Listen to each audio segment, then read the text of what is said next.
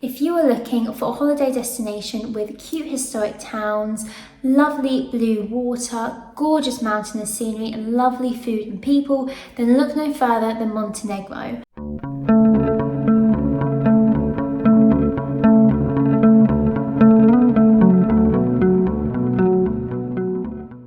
My boyfriend and I went to Montenegro this year as our summer holiday, and when we came back and were telling people how much an amazing time we had, we were shocked at how few people had actually heard of this country or had it on their list to visit.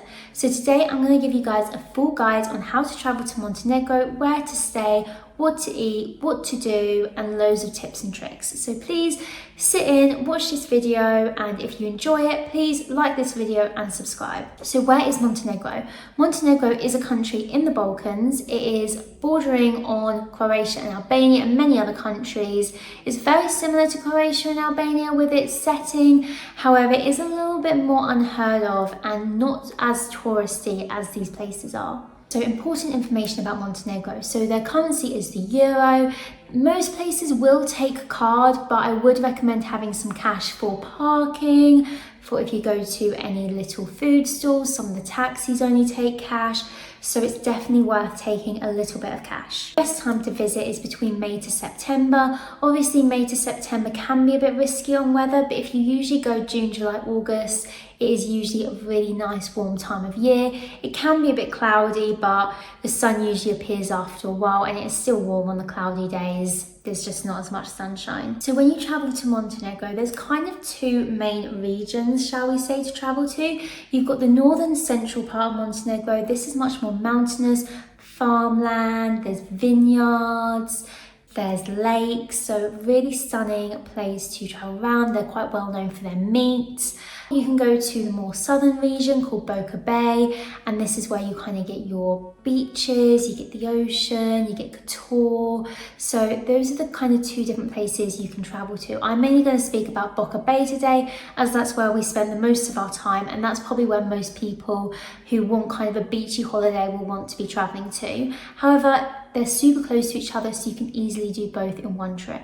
So how to get to Montenegro? There are three main airports you can use. The first one is Dubrovnik. Obviously this is in Croatia, however it's only about an hour and a half drive from most of the places in Boca Bay you'll be looking at visiting. It's so easy that you can very easily, if you're doing a trip to Dubrovnik, add Montenegro on, or if you're doing a trip to Montenegro, add Dubrovnik on. The second option is you can fly into Tivat Airport. This is super close to everywhere along the Boca Bay, and if this is where you're going to be exploring, this is probably the best airport to do, as it's probably about 10 minutes from, say, for example, Porto, Montenegro. However, to be honest, none of the airports are too far away, but this is definitely the most local one for that area. So then the third option is Podgorica Airport. This is where we flew into. This is about an hour and 45 minutes from the Boca Bay, so it's not too far, but if you are specifically traveling to the central or northern region of Montenegro, this probably is the best airport for you. However, it is still very easy to get to Boca Bay from this airport. There's three main ways to get around Montenegro. Number one, renting a car.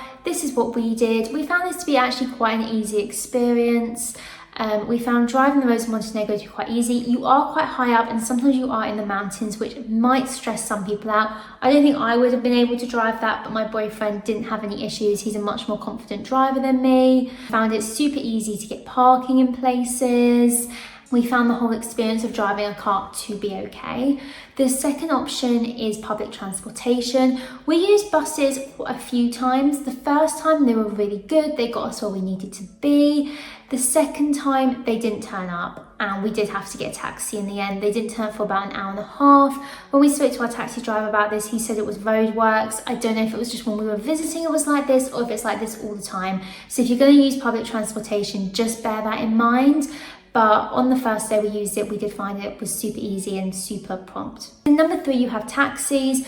The taxis in Montenegro are quite expensive, so please do bear that in mind. If you are going to travel via taxis, it probably will cost you quite a bit of money. To do that, we looked up at prices and we found them very expensive compared to other places we've been. They don't have Uber. You will have to book one in advance or call a company, so just bear that in mind. And quite importantly, on transportation, the traffic can be quite bad in Montenegro, so just bear that in mind when you are going places, that the traffic can sometimes be quite slow and it may take you a while to get to certain destinations. So where to stay in Montenegro? So I'm mainly going to speak about the Boca Bay here. So there's kind of quite a few options. The one thing about Montenegro is you have quite a lot of port towns where all the yachts pour up, and around these areas you have loads of shops, you have loads of restaurants, hotels. So this is a very good option to go to if you maybe don't want to leave your hotel too much, you don't really want to travel around, you don't really want to explore, you just kind of want to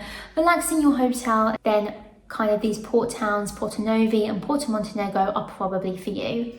So if you're looking for an extremely luxurious hotel, kind of £300 and above, then the first option is One and Only. So this hotel is meant to be amazing. One and Only is obviously a very famous brand. It has absolutely gorgeous facilities. It's got a beach, the pools look amazing, the rooms look amazing. It does definitely look like a really nice place to go, and it is in Portonovi, so you obviously then have all the shops and all the restaurants you can enjoy if you're staying there.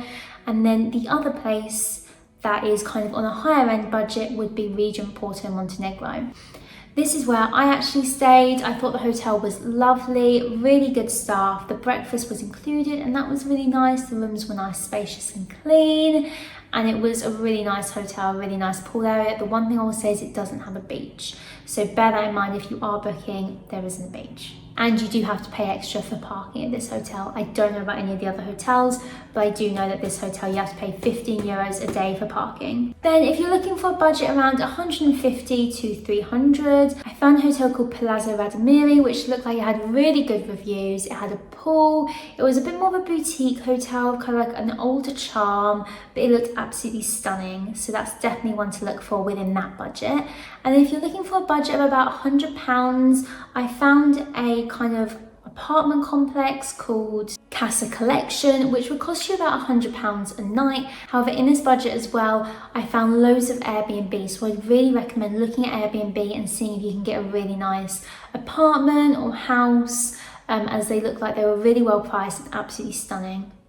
So what activities are there to do in Montenegro? So I'm going to start off with places around the Boca Bay. So around the Boca Bay you have Kotor. So Kotor is the old city in Montenegro. It's absolutely gorgeous. Kind of think exactly what you think when you think European town. It's within a fortress. You have to go in and there's churches, restaurants, shops, loads of cats. It is literally stunning. So a top tip for me, if you are going to Kotor, is to make sure you look at when the cruises are coming, look at the cruise schedule, as you kind of want to go when there's not many cruises, as when there are cruises, so many people come down onto the city of Kotor. It is manic. So I would just bear that in mind. We went 3 times to Kotor. One time there was no cruises, one time there was 1, and one time there was 3. When there was 3, it was full of people, and when it was 1, it was nice and quiet, and we kind of just got to stroll around kind of on our own, which was lovely. Then another activity is to go to a beach club. We did this one day. We went to the Portonovi beach club and it was about £35 for 2 sunbeds. We were on like the 3rd row. If you go on the 2nd row, it's a bit more expensive, and if you go on the 1st row, it's even more expensive, but we were happy with the 3rd row. It was super picturesque, super gorgeous, lovely beach, really chilled out, laid back vibe. The food wasn't amazing, but it was nice. There's a huge range of beach clubs, so you can try and find one that kind of works well for you. There's really cheap ones, then there's kind of really hip and trendy ones like the Buddha Bar, which I think that actually only has a pool though, but that is quite a well-known beach club brand. Then we have a boat tour. We did a boat tour for about £200 for 3 hours, and it was private, and I thought that was a really good deal considering how much some boat tours are, and you get to see a lot. Number 1, Montenegro is just beautiful from the sea. You have to see it from the sea. Number 2, they have activities like they have a submarine tunnel, which is where James Bond was filmed. They have a blue grotto which has this gorgeous blue water, and then they also have an island called the Lady of the Rocks which you can go and explore. So there's lots to do on these boat tours. Then another activity is the tuk-tuk tour. We did this and thought it was absolutely amazing. It was actually the highlight of our trip. It cost us €120 for the both of us, and it was for 2 hours. Picked us up from our hotel, which was in Porto Montenegro, took us all through the mountains to get to Kotor, and then we had some free time in Kotor, and then we got to go back on the Boca Bay. We got to go through all all kind of like right by the ocean of the Boca Bay, going through all the villages, and that was so stunning. I can't tell you guys how much I recommend this tour. I'll link it down below, as I'll link with all the tours I mentioned. You guys can check it out, but I definitely really recommend it. Our tour guide was knowledgeable and lovely, and the company was just really easy to deal with. And then you've got loads of little towns that you can explore. We only explored Paras because we just didn't have the time, but this was kind of like a gorgeous town on the ocean, had beautiful stone buildings, and was just really lovely to see. However, they've got loads like this. They've got rows, so you might have to travel a little bit further for some of these, but they do look lovely. So that is definitely something to look at. And then if you are going more into the northern central region, you've got Lake Skadar, which you can get a boat out. Lake Skadar is a lake that has half of it is in Montenegro and then half of it is in Albania. And it is stunning, and apparently it has amazing wildlife on this lake. You also have the Ostrog Monastery and loads of vineyards and olive oil farms, so you can do some wine tasting or olive oil tasting. And then restaurants, where to eat and what to eat. So I believe quite traditional Montenegrin food is stuff like fish, seafood. However, if you're in North Central, that's probably more meats. There's a lot of prosciutto, a lot of cheese, and a lot of black risotto was on the menus. So where to eat? So we went to loads of lovely restaurants in Montenegro. So the first one we went to for lunch was Galion's. This is a lovely restaurant. We got a fish to share and 2 starters. It has this gorgeous view of the Boca Bay. It is super close to Kotor. It's about a 5-minute walk, so really easy to do a bit of sightseeing in Kotor and then go over for some lovely lunch.